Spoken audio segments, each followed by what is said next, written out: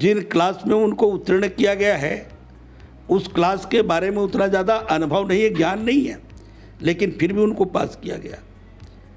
पास तो इन्होंने किया, लेकिन एक और ज़बरदस्त समस्या खड़ी ये हो गई कि कॉलेजों में प्रवेश की जो करने का जो कमी आ गई, सीटों में कमी आ गई, अभाव हो गया। सीट उतने ही हैं, बच्चे ज़्यादा पास हो गए और ज़्यादा अच्छे नंबरों के साथ में कंपटीशन बढ़ गया प्रवेश के लिए। आज प्रवेश के लिए हमारे छात्र जो है कॉलेजों के दर बदर भटक रहे हैं। नमस्कार, मैं आयुष वैष्णव और आप देख रहे हैं दबंग राजधानी। आज हम मौजूद हैं भाजपा के पूर्व विधायक राजमहंत श्री सावलाराम डहरे जी के यहाँ पर। तो आइए आज हम आप सभी की मुलाकात करवाते हैं पूर्व विधायक सावलाराम डहरे जी से। सावलाराम डहरे जी, बहुत बहुत स्वागत है आपका हमारे आज के इस खास कार्यक्रम में। धन्यवाद। जैसे कि सावलाराम डहरे जी, अभी सूत्रों से पता चला है कि बहुत ही जल्द नगर निगम का चुनाव आने वाला है, तो उस चीज़ के लिए आपकी कौन कौन सी तैयारियां हैं अभी तक? देखिए, भिलाई में अभी रिसाली निगम, भिलाई निगम, चरोदा निगम और जामुल नगर पालिका का चुनाव संभावित है और बहुत जल्दी ही चुनाव की तिथि भी आ सकती है। और भारतीय जनता पार्टी इन चारों जगहों पे अपनी चुनाव की पूर्ण तैयारी कर लिया है। बूथ स्तर से लेकर ऊपर तक जितने भी हमारी संगठनात्मक रचना थी वह हमारे कार्य पूर्ण हो चुके हैं। हमारे मोर्चा, प्रकोष्ठ और प्रकल्प पूर्णतः तैयार हैं। शासन कभी भी चुनाव करें, भारतीय जनता पार्टी चुनाव के लिए पूर्णतः तैयार बैठी है। डहरे जी, जैसे कि हर समय देखा जाता है कि अक्सर चुनाव के समय पर बुजुर्गों को ज़्यादा आगे लाया जाता है, तो क्या इस समय इस चुनाव पे युवाओं को भी मौका मिलेगा? ये हमारी भारतीय जनता पार्टी की एक परंपरा है, एक परिपाटी है कि वो सबको साथ लेकर के चलती है, चाहे वो बुजुर्ग हों, चाहे युवा हों, चाहे महिलाएं हों, वो सभी का वो साथ लेकर चलती है। और ख़ासकर बुजुर्गों को का पूर्णतः आशीर्वाद लेकर के भारतीय जनता पार्टी चलती है। ये हमारी पार्टी की परंपरा है। रह गई बात युवा साथियों की, हमारा युवा मोर्चा भिलाई ज़िला पूर्णतः तैयार है। हमने मंडल स्तर तक के पूरे गठन कर चुके हैं। हमारे युवा साथी अत्यंत उत्साही हैं। जब भी चुनाव की तिथि घोषित हों, हम तैयार हैं पूर्णतः चुनाव के लिए। डहरे जी, जैसा कि अभी तक हमें पता है कि छत्तीसगढ़ में जो कांग्रेस का भी शासन चल रहा है, तो इसमें अभी तक फैसला नहीं हो पाया है कि छत्तीसगढ़ राज्य का अगला मुख्यमंत्री कौन होगा, भूपेश बघेल जी या फिर टी.एस. सिंहदेव जी। तो इस चीज़ में आप अपना क्या मत रखते हैं? अभी तो कांग्रेस के आधा कांग्रेस कहते हैं कि भूपेश बघेल ही रहेगा, आधे कांग्रेसी कहते हैं टी.एस. सिंहदेव बाबा बन जाएंगे। कांग्रेस स्वयं तय नहीं कर पा रहा है कि प्रदेश का अगला मुख्यमंत्री कौन होगा। कांग्रेस में घमासान मचा हुआ है कुर्सी को लेकर के कि मुख्यमंत्री कौन बनेंगे। लोगों में, प्रदेश की जनता में बड़ी ऊहापोह की स्थिति है। तमाम विकास का कार्य रुक चुका है। तमाम घोषणाएं उनकी ठंडे बस्ते में पड़े हुए हैं और सरकार जिन लोगों ने घोषणा किया था गंगा जल उठा करके, ये गंगा जल को उठाकर कस्में खाने वाली, शपथ खाने वाली और घोषणा करने वाली ये सरकार स्वयं नहीं सोच पा रही है कि उसको क्या करना है, क्या नहीं करना है। वो तो कुर्सी की खींचातान में लगी हुई है कि हम कुर्सी किधर जाएगा, कौन बनेगा, इसी लड़ाई पे लड़ा हुआ है। आज प्रदेश की जनता अपने आप को ठगा सा महसूस कर रहे हैं ऐसा लग रहा है कि वो धोखा खा गया है और ऐसा लग रहा है कि उनको ठग दिया गया है। प्रदेश की जनता ने बिल्कुल मूड बना लिया है परिवर्तन करने का, और आने वाले जितने भी चुनाव होंगे, चाहे वो नगरीय निकाय का चुनाव हो, चाहे विधानसभा का चुनाव हो, चाहे लोकसभा का चुनाव हो, प्रदेश की ठगी हुई जनता, प्रदेश की धोखा खाई हुई जनता कांग्रेस सरकार को छोड़ने वाली नहीं है। कांग्रेस को बदला लेके रहेगी और इस प्रदेश में कांग्रेस की जो जड़ें हैं उसको उखाड़ फेंकेगी।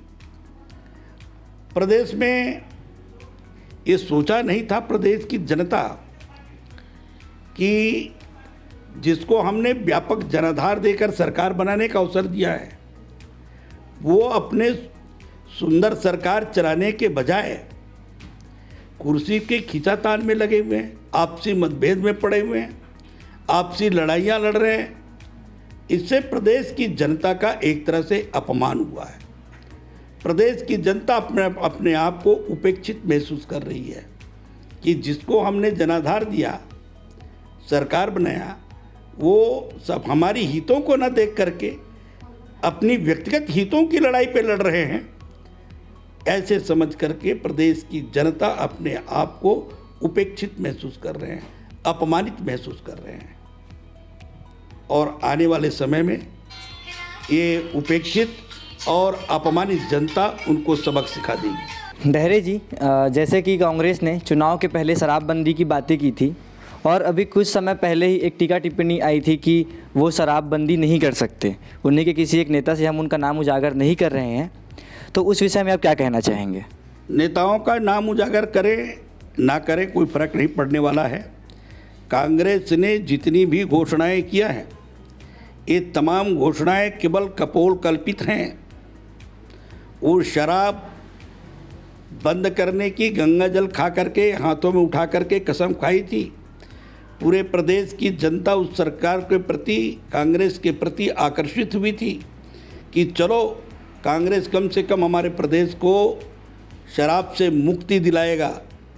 लेकिन दुर्भाग्य है कि वो शराब से मुक्ति दिलाने की बात तो दूर रही, बल्कि और शराब के दुकानों को बंद करने की बात तो दूर रही, बल्कि जगह जगह और कई जगह शराब की दुकानें खोली गई, व्यापक मात्रा में खोली गई। कोरोना के काल में देखिए, कोरोना के काल में शराब की बंदी किया, लेकिन वही कांग्रेसी लोग लुपके छुपके से शराब को घर पहुंच सेवा बना दिया। शराबें घर में मिलने लगी, शराब को घर पहुंच सेवा कर दिया। इससे बड़ा दुर्भाग्य बात क्या हो सकती है कि सरकार की नीयत नहीं है कि वो शराब को बंद कर पाएगी या करेगी। डहरे जी, जैसा कि अभी देखा गया कि लगातार 2 साल तक बच्चों को जनरल प्रमोशन के नाम पर उन्हें बहुत ज़्यादा ही मार्क्स दिए गए, नंबर दिए गए पेपरों में, तो उस विषय में आप क्या कहना चाहेंगे? इस चीज़ों से बच्चों की शिक्षा स्तर पर क्या प्रभाव पड़ेगा? देखिए, सबसे पहली बात तो ये है कि सरकार की ये शिक्षा नीति गलत है। बच्चों को मार्क्स दे देना, अच्छा परसेंटेज से पास कर देना। कई बच्चे ऐसे हैं जो जिन क्लास में उनको उत्तीर्ण किया गया है उस क्लास के बारे में उतना ज़्यादा अनुभव नहीं है, ज्ञान नहीं है, लेकिन फिर भी उनको पास किया गया। पास तो इन्होंने किया, लेकिन एक और ज़बरदस्त समस्या खड़ी ये हो गई कि कॉलेजों में प्रवेश की जो करने का जो कमी आ गई, सीटों में कमी आ गई, अभाव हो गया।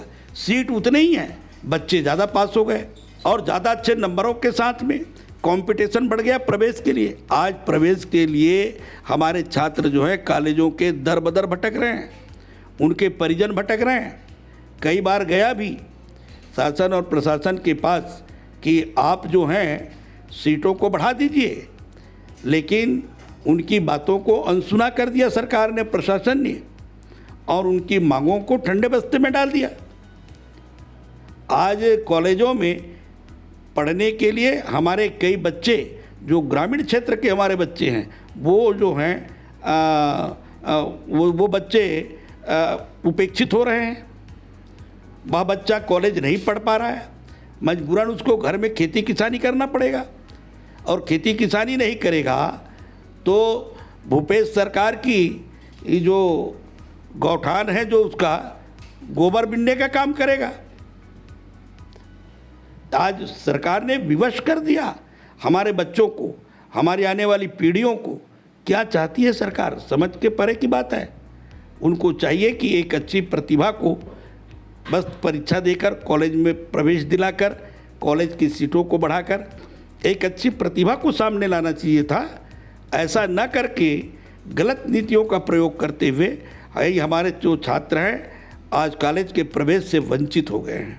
ये बड़ा दुर्भाग्य की बात है। गांव का किसान का बेटा, मजदूर का बेटा, रिक्शा चलाने वाले का बेटा कहाँ जाएगा? ये दूर दराज कॉलेज में जा नहीं सकते, नज़दीक के कॉलेज का सीट पूरा है, भरा हुआ है, आखिर वो बच्चे कहाँ जाएंगे? इस तरह कई हमारे बच्चे हैं वो कॉलेज पढ़ने से वंचित हो गए। ये दुर्भाग्य की बात है। जैसा कि अभी आपने देखा, अभी हमने बातचीत की भाजपा के पूर्व विधायक राजमहंत श्री सांवलाराम डहरे जी से। हम आशा करते हैं कि सांवलाराम डहरे जी आगामी चुनाव में भारी मतों से और भारी बहुमत से नगर निगम भिलाई में वापस अपनी सत्ता कायम करेंगे। आगे की और खबरों के लिए देखते रहिए दबंग राजधानी। मैं आयुष वैष्णव, कैमरामैन करुणा देशमुख के साथ।